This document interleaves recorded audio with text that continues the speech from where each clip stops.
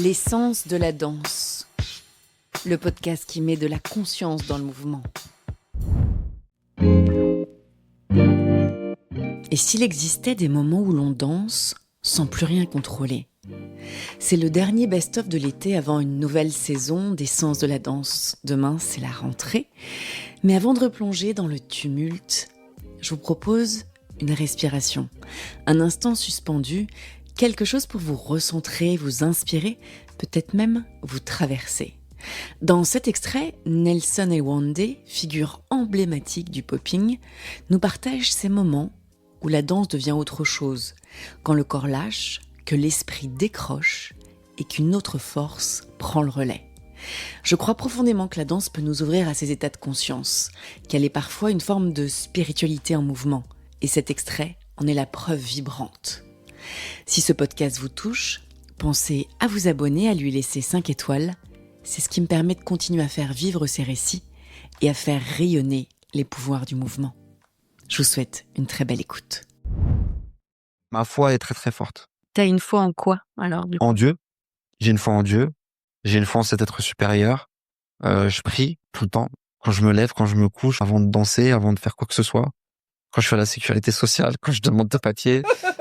Tu vois, non mais je suis tout le temps en demande. Je remets tout dans les mains de Dieu. La danse, c'est pour moi aussi un vecteur, qu'on peut arriver en transe, qu'on peut arriver dans quelque chose de très spirituel. Est-ce que c'est quelque chose qui, toi, tu l'as ressenti et tu l'as vécu ou tu le vis toujours? Quel est ton rapport par rapport à Ouais, ça?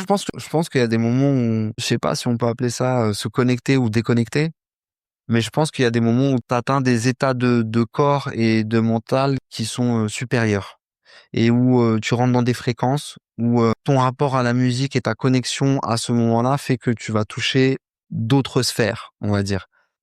Je l'ai jamais recherché, mais je l'ai ressenti. Ça. Souvent? Bah en fait, je le vois des fois quand je regarde des vidéos en battle où je me rappelle pas ce que j'ai fait. Quand je regarde la vidéo, des fois je me rappelle même pas de la musique, du son sur lequel j'avais dansé, et où en fait je regarde plusieurs fois parce que c'est pas que je suis pas impressionné par ce que je fais, mais je suis juste impressionné du fait de comment à ce moment-là j'étais connecté, mais que je m'en rappelle pas. C'est dingue. Et du coup, c'est là où je sais que ah ouais, là j'ai touché un moment. Tu vois, j'ai touché un truc où là j'étais parti, tu vois. Mais sur le moment, moi je sais que j'ai ce truc-là de sentiment de où des fois j'ai l'impression d'être sous l'eau. Je dis souvent ça.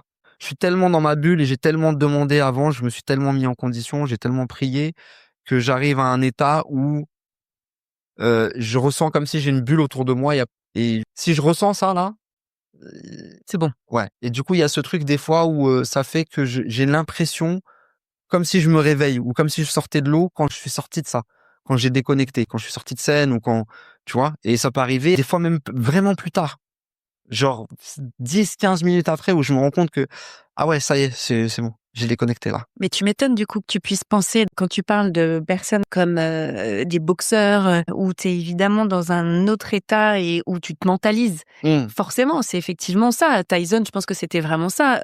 Il rentrait dans son combat, quand il rentrait sur le ring, mais il était dans un autre Mais état. c'est obligé. Ces sportifs-là, tu le vois dans leurs yeux. Tu vois, il y a un truc qui se passe à un moment donné où il y a un truc qui déconnecte. C'est soit, si c'est Mike Tyson, ça devient une bête féroce.